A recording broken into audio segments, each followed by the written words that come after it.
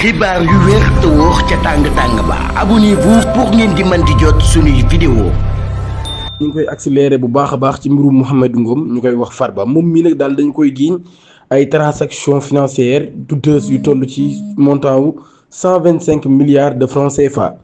ñu ngi leen jaajëfal bu baax a baax ci ànd yi ak ñun ci chaîne bi di Buzz 221 HD montant bu toll ci 125 milliards de francs CFA député bii di maire bu Agnam di Farba Ngom mu nekk Agnam nekk ci nord bu Sénégal moom mi nag daal mën naa am ay problème yu doy waar de bu muytuwul daal dinañ lever nag li nga xam ni moo di immunité parlementaire am ci heure yii rek ñu jëm maanaam fii ak ay waxtu daal bu muytuwut dinañ lever immunité parlementaire am moom Farba Ngom journal bii di l'Observateur mi nga xam ne le ministre de la justice Ousmane Diagne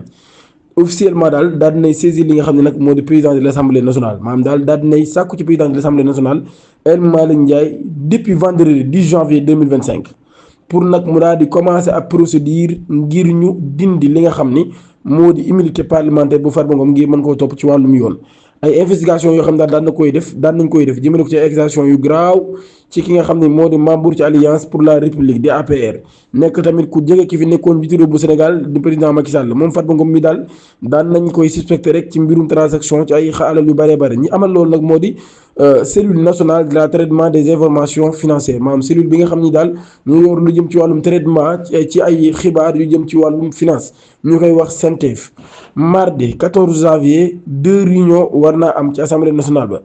à 16h bu jotee les membres du bureau de l'assemblée nationale ñoom ñi daal war nañoo dajee ci salle conférence de la présidence pour ab session consacrée à des informations ba ñu topp nag bu 17h jotee le président de l'assemblée nationale moom mi daal dinay woo ñi nga xam ne ñooy conférence des présidents ñi nga xam ni ñooy conférence des présidents dans la salle Marie-Joseph Diallo du nouveau bâtiment kon tamit bu 17h jotee président de l'Assemblée nationale dina tase ak ñi nga xam ne ñoo di conférence des présidents ci salle ba nga xam ne moo di Marie-Joseph Diallo ci bâtiment yu yees yooyu mooy du nouveau bâtiment ci ak fàttali nag parquet police judiciaire finance bi daal di PGF daal di woon nay annoncé ci ab communiqué boo xam ne mi ngi daté 12 janvier 2025 daan yi nag ñi ngi jëm ci ab enquête boo xam ne ay activités financières yoo xam ne daal yu doy waar la ay nit yu bari nag daal ci bokk ci loolu yi ci lañ nekk mu wax nag démarche boobee ab démarche la boo xam ne ginnaaw ab rapport boo xam ne CENTEF moom moo ko daal di génnee ngir leeral ay mbir yu bëree bëri yoo xam ne nag yu complexe la rawatina ay xaalis yoo xam ne dañ koy seetal mu doon xaalis yu siwut investigation yi nga xam ne nag njëkk nañ koo def am na ab société daal écran boo xam ne daal dinay utiliser ay transactions suspects yoo xam ne nag mi ngi toon ci ab montant provisoire bu 125 milliards de francs CFA maanaam bu ñu nee montant provisoire nag mooy montant boo xam ni c'est pas encore officiel mën naa dem sax ba mu ëpp ko mais daal lu provisoire la rek mu nekk nag ay pratiques yu doy waar yoo xam ni ñi nga xam ni nag tudd na leen ci Farba Ngom ci la bokk waaye nag am na ñeneen yoo xam ne ci lañ bokk ba tey kenn tuddagul seen tur loolu yi nag daal mu nekk ay fonds yoo xam ni daal nañ koy indi mu nekk mbir yu doy waar yoo xam ni ñi ngi ci doon jublu balancement li nga xam ne moo di d'argent ak ay financement terrorisme loolu tamit daal nañ koy wax de le parquet financier aussi dina tijji ab information judiciaire pour des charges graves mooy association des malfaiteurs balancement des capitaux escroquerie portant sur les deniers publics corruption trafic d'influence et abus de biens sociaux maanaam li ñu leen di toppee daf cee bokk ci financer li nga xam ne moo di ay terroristes muy def katu ñaawteef ak daal li nga xam ne moo di association des malfaiteurs maanaam ñuy ànd di def lu woon blanchiment d'argent ñuy seetal alal ju léwut ak escroquerie maanaam ñoo xam ne daal ay naxekat lañ daal di koy def nag ci xaalis boo xam ne xaalisu askan bi la waaye nag ak li nga xam ne moo di corruption muy guerre ak li ñuy wax trafic d'influence maanaam di trafic li nga xam ne moo di influence ak li nga xam moo di abus de biens sociaux maanaam ëppal ci alalu ñi nga xam ne ñoo di askan wi ci fàttali nag ci campagne yi ñu génn novembre 2024 premier ministre Ousmane Sonko daan na annoncé ay ni Farba Ngom mii kat day utiliser ay fonds yoo xam ne yu léwul la pour financer li nga xam ne moo di ses activités politiques et sociales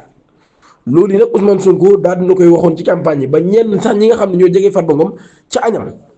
doon wax ni daal loolu yi rek dañ koo def ngir dal ci kaw Farba Ngom waaye ngir yàqal ko li nga xam ne moo di carrière politique ndax charismatique boo xam ne nekk na ci mu xaw ban charisme la Farba Ngom am ak jege goo xam ne jege na ko askanam loolu yi nag bi ñenn ci ñi nga xamee ni ñooy ay jege ñaale Farba Ngom doon wax loolu waaye tamit am na ñoo xam ne ci maanaam léegi ñu ngi wax ni Farba Ngom ci li mu impliqué dafa bari lim laal ci xaalisu réew mi dafa bari te loolu nag wax dëgg yàlla démb maa ngay wax dinaa ko waxaat Farba Ngom li ñu wax ni am na ko ci ay biens immobiliers li ñu wax ni Farba Ngom am na ko ci ay koppar li ñu wax ni Farba Ngom am na ko ci suuf wax dëgg yàlla simple Farba Ngom boo xam ne xamoo ban business la am il est le maire d'Agnam député la mooy géwél président de la république mais ban business nga xamaat boo xam ne Farba Ngom moo ko moom boo xam ni mën na koo may suuf si mu am si réew mi yëpp Farba Ngom saa yu ñu tuddee suuf maanaam mu néew mu bari da nga ci dégg turu Farba Ngom li ñu wax ni am na ko ci ay hectares soo doon wàññi 5 sénégalais yu ko am amul maanaam da nga naan Farba Ngom day bokk ci 5 sénégalais yi nga xam ne ñoo ëppale suuf ci Sénégal te même les hommes d'affaires yi nga xam ne bu ñu dee lim les hommes les plus riches du Sénégal li leen ciy boole li Farba Ngom am ci suuf amuñu ko. léegi nag la question qu'on doit poser mooy Farba Ngom fan lay jëlee alal jooju yëpp maanaam li nga xam ni Farba Ngom yor na ko ci ay koppar yëpp te wax dëgg yàlla xamuñu business bu mu yor Farba Ngom xamuñu entreprise bu mu moom xamuñu dara loo xam ni war naa mën a génnee xaalis boobu yëpp nag lenn daal xam nañ ko ci moom mooy ku jege woon l'ancien président de la république Macky Sall la ndax loolu lu doy la ngir nit ki mën a am xaalis maanaam jege l'ancien président de la république. ndax nit ki su jegee l'ancien président de la république wala ab président de la république sax war naa mën a fortuné comme Farba Ngom léegi nag comme tëjee nañu ab enquête ñi ngi wax affaire bi toll ci 125 milliards de francs CFA loolu dul daw 125 milliards de francs CFA te man xam naa ni yeneen enquête dina tëjeekoo ci yeneeni nit maanaam lii ce n'est que le début du commencement maanaam ce n'est que le début waaye tout au tard dinañ dem te di nga dégg yeneen nit yoo xam ni dinañ leen jàpp ci ay somme sax yu ëpp yi nga xam ne jàppee nañ ko Farba Ngom boo moytuwul ndax nag dafa am yu fi xewoon am yoo xam ni am na ci réew mi ñu dégg ay nit yoo xam ni li ñuy am ci ay biens immobiliers am ko ci ay koppar di ko financer ci ay ndaw fii ñaata yoon lañ fi dégg ñu ni nit doon nañ ko daggal salaire lu mu liggéeyul dara lu da doon toog di attaquer ay nit ñu ni am na salaire. gouvernement bi ñoo ko daan fayal appartement ñoo ko daan defal nangam mais loolu ci ay nit lañ ko doon jaaree maanaam nekkul woon loo xam ni dañ koy boole ci ab budget boo xam ne état da koy génnewal déedéet ci ay nit yoo xam ne dañoo bokkoon ci état bi bokk ci ñi nga xam ni ñoo doon def le sale boulot ñooñu ñoo doon fayal ñenn ñi seen appartement yooyu mais du état directement moo ko ñu doon def le sale boulot nga xam ni état bu amee lu muy génnee ñoom la koy jox ñu def le sale boulot léegi nag ñooñu dinañ feeñ bu fekkee enquête yi wëy na te enquête yi nag dina wëy. que ça soit nga nekk député ak loo mën a doon dinañ la teg yoon parce que lever immunité parlementaire daa jëfewut moo tax c'est-à-dire képp koo xam ne dawoon nga ci élection yi ngir nekk député jàpp ni boo nekkee député loolu yi mën na laa sauver ba du ñu mën a lever sa immunité parlementaire parce que yow dof nga mën na laa sauver ba bu ñu la war a teg ay daan du ñu teg ay daan parce que yow dof nga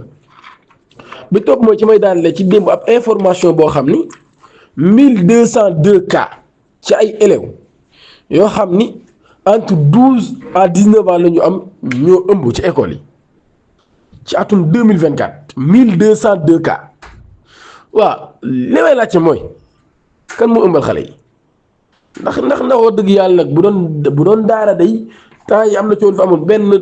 sëñ daara buñ ñi moo sàkku benn jigéen xawma ba mbir xew ci féministe yi ak fépp ci àdduna bi ñuy wër di wax waa léegi xanaa ñoom dañoo jógul li wala daara ñoo amul bàjjan. La question que je me pose mooy est-ce que c'est-à-dire les purs prédateurs sexuels ñu ngi ci ils sont dans les classes ci école yi de les purs prédateurs sexuels nag laa wax